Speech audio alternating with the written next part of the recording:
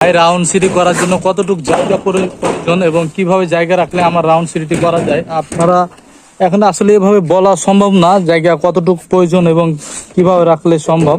আমি মোটামুটি ধারণা দেবো আপনাদের, আপনারা কিভাবে জায়গা রাখলে এরকম রাউন্ড সিঁড়ি করতে পারবেন। সেই জায়গাটা হচ্ছে, আপনি যখন এই দিকটা চিন্তা করবেন, এইটা যত আছে এটার হাফ রাখবেন।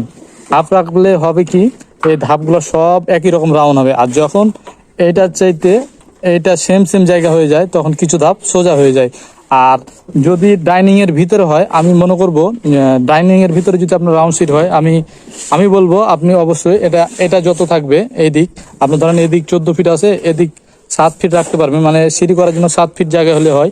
আর যখন এদিক ধরেন 13 ফিট হবে, 6.5 ফিট, মানে এরকম আরো বেশি রাখলে সমস্যা নাই, দুই একটা ধাপ সোজা করে তারপরে রাউন্ড করলে হয়।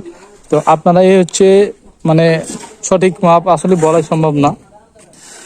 তো যার জায়গা যেরকম ওই রকম ক্যাপাসিটি, মানে ওইভাবে করতে হয়।